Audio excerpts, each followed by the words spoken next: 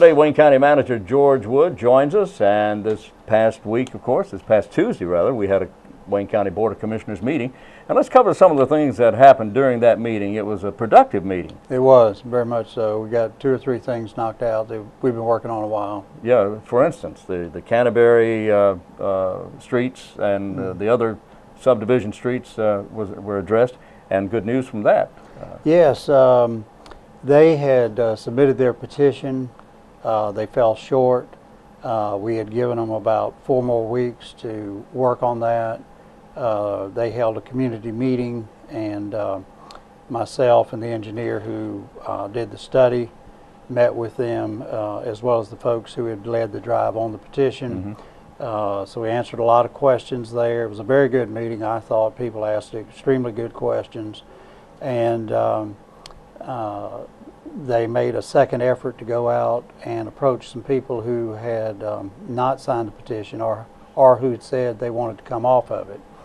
And so the net result was they needed 91 lots, and I think they ended up with about 95. So it passed, and with that then the board was able, Wayne, to go out and adopt the assessment resolution, which essentially directs me to go out now and do the project. All right, which is, by the way, just a little background very quickly. Right. There were issues with the streets in these subdivisions. Yeah, that's right, and we've got this problem throughout the county. The problem comes up when developments that take place outside of a city, because if they're done in the city takes over the streets. But there are no county streets in North Carolina. You're either a city, it's either in a city, or it's in the federal highway system, which is maintained by the state under a contract. And I bet a lot of people don't realize that. They really don't. Counties of North Carolina have no responsibility for streets. Exactly. And then the state has what they call the primary highway system, which is the major highways that are not federal but are state. And then they have what's called the secondary highway system. And basically that is your residential type streets that are outside city limits, and because counties aren't responsible for them, the state is responsible for them. And I say all of that so that folks understand, because we have a number of people who come from different parts of the country, and in other states, counties do have responsibility. For instance, I worked in Georgia, and in Georgia they do have county roads. Oh, okay. So it can be confusing to people who move into North Carolina from other states. So that's the situation we have. The problem that we're dealing with, Wayne, is that if people develop under a subdivision ordinance in the city, when the project is completed, the city takes the streets over right then. They'll get a 1-year warranty bond from the developer to make sure the roads hold up. But they take them over immediately, so there's no gap in maintenance. Right. Now what happens with DOT's system, in order to get these residential streets into the secondary road system, DOT requires a certain number of houses be built for every 1/10 of a mile. So until that standard is met, they don't take them in. Well, as you know, we hit a hard patch in 2008, the housing market collapsed. Right. And so a lot of subdivisions were not taken in because they didn't meet that standard. Then the other problem that comes up is, even once you meet that standard, DOT will not take them in if there's encroachments into the right-of-way. And what I mean by that, for people who aren't familiar with it, is you may have a 20-foot or 22, 24-inch wide pavement, but DOT typically, a subdivision street would typically have a 50 to 60-foot wide right-of-way. And it shows on the subdivision plat. It shows whenever anybody gets a deed, it references that subdivision plat. Right. So that's where the ditches go and the drainage and that sort of thing. And it's also where a lot of the utilities are placed in that right-of-way. Right. The problem is DOT does not allow any encroachments of mailboxes.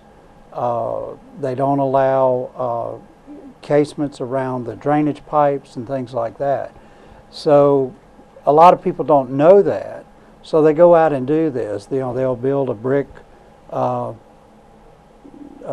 structure around their mailbox and things like that. There's some that are pretty elaborate. They're pretty elaborate. Yeah. And so the problem is they're technically not on their property. They're on the road right of way. And so DOT's policy is those have to come out or we won't take the roads over. So what happens is every year that you delay getting this into the state system, you have more encroachments. Right. The roads further deteriorate. So that even after you meet the threshold for getting them in, you start having these other problems. So the end result is, let's take Canterbury and North Creek. One of them was developed about 15 years ago, the other 20 years ago. So these roads, Wayne, have had no maintenance or minimal maintenance for 15 to 20 years. Wow. And so the problem you get into is how do we get them in to compliance with DOT standards so that DOT will take them over. Well, fortunately, there's a state statute that deals with all of this. So once we researched that, went through the process of how you do it, it does require a petition, and because it's going to tax the people with special assessments. In other words, these are property taxes in addition to the normal taxes they pay like everybody else in Wayne County. Right. So in order to impose that tax, the state law says it has to be an overwhelming majority that want it. Okay. And so they set the threshold extremely high. It's at 75% of the property, people owning the property have to agree to it, and they have to represent 75% of the frontage along those streets. Okay. So there's two thresholds that they have to meet. We've had our planning director, Chip Crumpler, involved in it because in order to determine that frontage, we need to run that through our GIS system. Right. And Chip, of course, does all of that for us, as you know. So we've gone through all the process. Like I said, they came up short. We gave them about 4 more weeks, the commission did. At this meeting, they got approval on that. So we're now at the stage of, I've been directed to go out, and now we will hire the engineer to do the detailed design, because obviously we didn't want to pay for that unless we knew it was going to pass. Right, exactly. But the design cost, all of that will be paid by that subdivision only. So there's no cost to the other citizens in Wayne County. So each subdivision will pay its cost to have this done. But when we get through, the engineer has to, and it's in the statute, has to get approval from DOT. So we've gotten their approval of what his report was on the front end.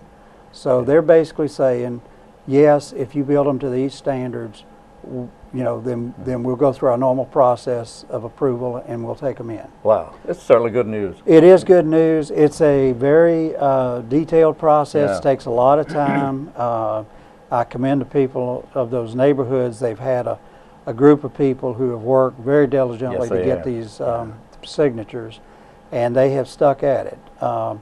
This one took longer than normal because we initially thought we could work with DOT and have them do the engineering. Mm-hmm. But they really don't have the manpower to go in depth, and they told us that. So when they came back with their estimate, it was pretty high because they were doing estimates. We made the decision to recommend to the board that we hire a private engineering firm and do this. The board agreed. We hired a company called SEPI out of Raleigh. They've done an excellent job for us. And so again, they did enough preliminary work. They did some core borings because they were testing the soils. They were testing the compaction of the soils. Pavement failures, they did some corings there and all of that. So they went into enough detail that they could do a much more detailed estimate, and they did that. And that dropped the price substantially. It went down, but it's still a hefty amount. It's $2.2 million because, again, these roads haven't had any maintenance in 15, 20 years. Yeah. And so there are some serious failures out there in the pavement and even some of the sub-base. Well, at the same time, when this all started quite some time ago, I guess Right. it's been years now, hasn't it? Yeah, It's been going on. It has. When this first started, there was a lot of misconception. There was a lot of misinformation out there, and Right. there were many residents who thought the county was responsible for this. Yes. But it seems to me that once all parties concerned came together and started talking this thing out, it took a long time to accomplish what we accomplished, but it worked out. I agree. And you have to sit down and talk about it. We do, and as you know, we've explained the situation in at least 3, maybe 4 regular board meetings. But going out and having a community meeting, I think, was very good as well. So, and we had an excellent turnout. I think we probably had about 70, 75 people Really? there. So it was a good turnout. So anyway, we're moving forward with that project. Now, the board, and I did want to explain this to the public, the board, in its policy on doing these, because we have a number of them, limited it to we would do no more than $2.5 million worth of these every 2 years. Mm-hmm. This one's estimated at $2.2 million. So while we have 3 or 4 other petitions that have been filed, and we're doing them in the order they come in, that they're filed, and then we turn around and see if they're valid or not, meeting those thresholds.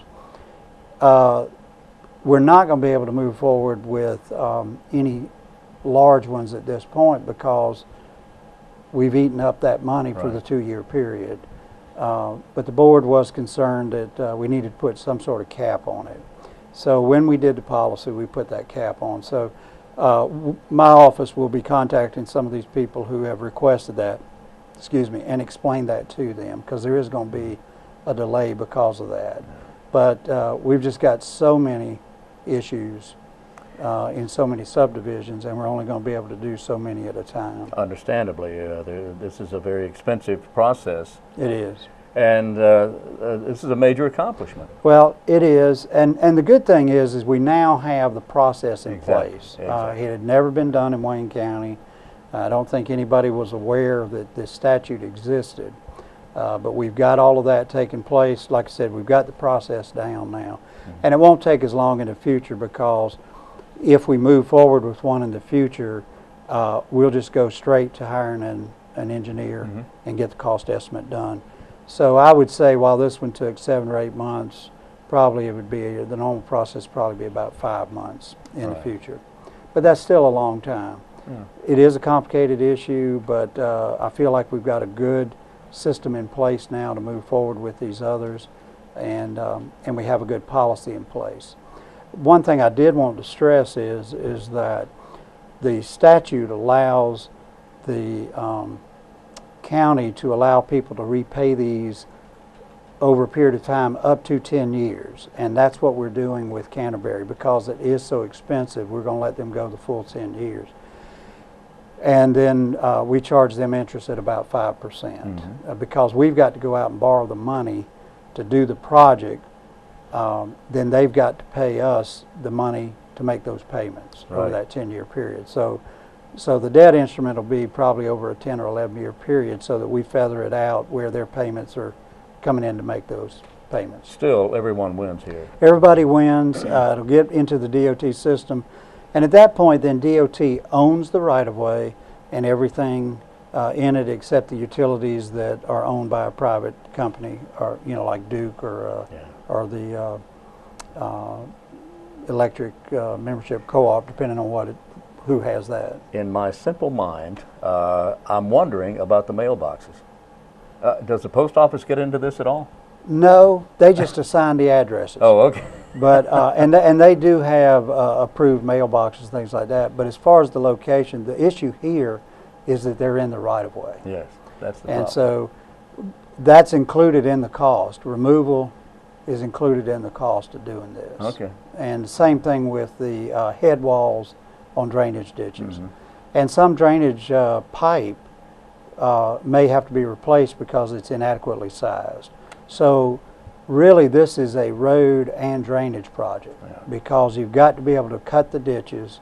And a lot of people may not know this, but if you don't have adequate drainage on a road system, and if the water sits right there, it will migrate over, get under the pavement, and it causes premature failure. Oh, man. So I think we're doing it the right way. It should be a long-term solution. And then these folks are through, because at that point, if a pothole occurs, they just call DOT, and DOT comes out and patches it. Excellent. So that's where we're at. That's great. Yeah. That's great. Wow. And that was only part of the meeting. Yeah, that So was what part else of the happened? Well, the other thing I'd like to mention, and I know you're going to have a segment with our planning director, Chip Crumper, to go in more detail. Right. But I want to give Chip a lot of credit. He has done a broadband internet survey. What we're trying to do is work with there's a state agency that's trying to encourage the expansion of broadband into primarily more rural areas. And we have done that survey because we're trying to identify those areas where people aren't satisfied with the internet coverage they have, and in some cases they may not have it at all. Then what we're doing is matching that up with where do we have water towers, other cell towers that one company may own but that another may use, and that sort of thing. What we're trying to get to is to where they can go in with a wireless internet in some of those more rural areas.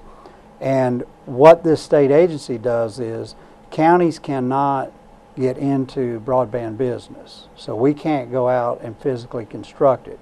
But what we can do is provide this information plotted on maps, which again, that's why we had Chip involved, because of his GIS abilities. And so we've plotted every response we got. We've plotted that on a map. We have superimposed every water tower that any of our water districts have, any of the cities have. We've also looked at any communication towers the county has, and then all of the cell towers that are owned by private companies.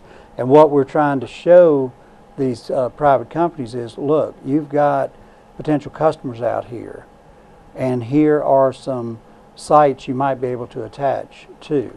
Attach the wireless antenna. The wireless antennas. Right. And water towers make a great Yeah. source of that. And you know, though they're such sturdy structures, there's no question they can handle the weight and all that. So, and we've worked again with the water districts. They've been very cooperative with us. They've said yes, they would be interested in talking to any cell companies, because again, they will rent space on their water tower. Right, so it'll benefit them. It'll benefit them monetarily. It won't interrupt their operations. Right. And so hopefully what we'll do is get better internet access out there for some of our more rural areas. Because as you know, a lot of people are running businesses, mom and pop businesses, and they need internet access. Yeah. The other thing is, in the not too distant future, we're not going to be having textbooks for our K-12 kids.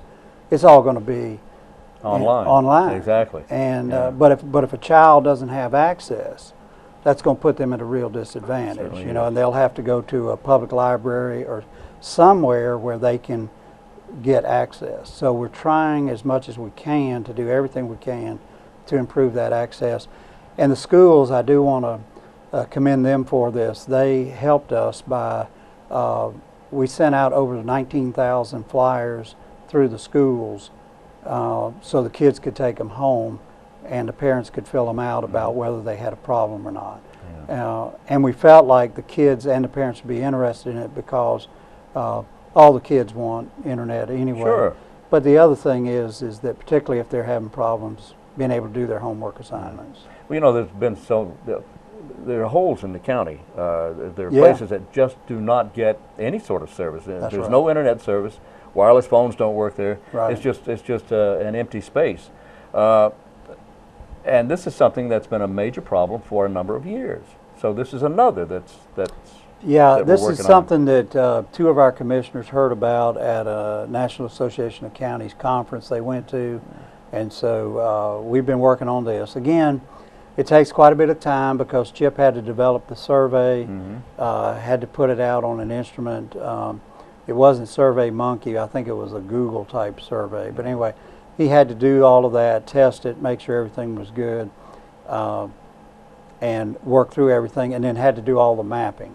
So again, he's done a great job on it. Yes. And we're bringing that project to fruition now. We have turned the information over to that state agency. excellent. So we simply want to make people aware that it's been done, and they may be getting some calls because the guy is now going to be setting up meetings with vendors to see if they're interested.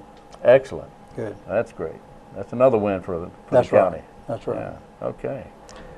The last thing, if we've got time, I wanted to go over was we did a capital projects ordinance. As you know, and I think we've talked about before, we're in the process of building a new 911 center. Oh, yes. And the architect evaluated 5 sites. We've narrowed that down. And one of the sites was some vacant land we own. And then we had to narrow that down further, exactly where on that site. We had that meeting this past week. So we've nailed that down. We've got, as part of our fiber optic loop project, we'll be bringing in the fiber into that area. So we're building a new facility rather than renovating? Yes, yes. Okay. That decision has been made by the board. And so we had hired the architect. The contract read either way, depending on what we determined. So so I've given him, after the board voted, I've given him the direction, all right, move forward with the full design. So we're now waiting on him to do what's called the schematic design, which is basically the floor plan and how the outside elevations with walls and everything will look. So once we have that, we'll take that back to the board and say, do y'all have any questions about it as far as, why do we need this room or that room? Mm-hmm. Why does it need to be this big? Because these are fairly expensive buildings because of all the electronics and the concrete in them and all that. And I was going to ask about that, build rather than renovate, because renovation is as or more expensive. It was on this because the problem we had is the 2 facilities we're looking at that we may renovate, they're not empty. So if you use them, then I've got to backfill and put those people somewhere else. Yeah. So by the time you add all that up, it actually costs more than to just do it from scratch. The other thing is these buildings are somewhat of a unique structure as far as the raised floor for the electronics and all that. So sometimes it's not really feasible, at least on that part of the building.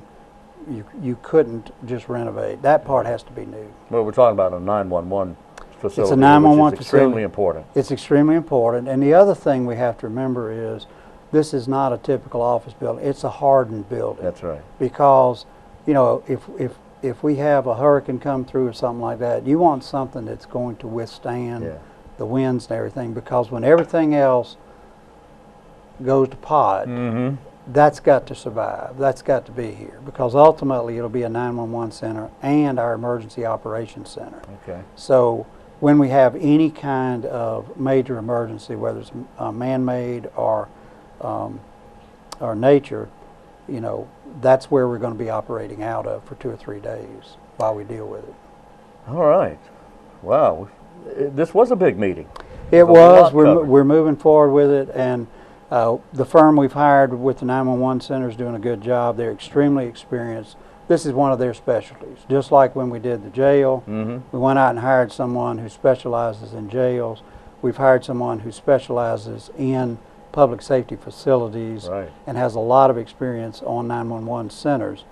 And because of that, we've been able to go visit other 911 centers that they've done. We've already went to one in Brunswick County that had been finished in the past year. They did that one. We saw a lot of things that we liked there that gave us ideas about as we were walking through our process that, we want to make sure we include this and do it this way. Some of it was how you would position some of the rooms next to each other and all. So they're extremely good, and I think we're going to get a really good quality product there. You mentioned the jail. We're almost ready to open that thing. We are. It'll be, we're still on schedule for the end of October. All right. And our IT guys have brought in the fiber connections there. Again, we had a very good architect there, and Daniels & Daniels is doing an excellent job on the construction. So we're extremely pleased with that. And kind of amazingly, Daniels has stayed on schedule even with all that wet weather that we had. Amazing. Well, they've done a great job. Yeah. We're very pleased. All right, and finally, I want to ask you very quickly, we're moving along quite well on the Ag Center, the new Maxwell Regional Agricultural and Convention Center and Farmers Market. Yes. That's moving along. It is. TA11 is hit the ground running. Yeah. You know, we gave the order to notice of to proceed on the site work, which, as you know, we've already approved, and I think the public can see they are moving. They are really moving. We have hit some bad soils. We had an allowance in there for that. We're probably going to go over that, but we think we'll be able to make that up in some other areas. But that's not totally unexpected, but obviously you hope you don't hit as much as we did, but we have. And so we'll deal with that. And that's just one of those unknowns, because you can bore and test, but those things are done many feet apart, so you can hit areas where you have poor soils, and you just have to deal with it. The good news is we have a lot of dirt at the landfill because we have to excavate. That's right. And they've tested it, and it'll work. And so basically it's interesting, we're going to be bringing dirt in from our landfill site. Really? And hauling out the bad dirt. So they're stockpiling the bad dirt, because we just use that for cover at the landfill. It doesn't have to have any structural strength or anything. Wow. So that's going to save us some money, and our landfill folks will be running the equipment to do all that. Well, that's fantastic. Yeah, we're Isn't real that amazing pleased. how that all worked out? Yeah, it's well, it helps to have a landfill, because you got to dig a big hole. That's right, you do. Our county manager is George Wood, Wayne County Manager George Wood, our guest today, and I thank you so much for being with us. Thank you, Wayne. Great job. Enjoyed it.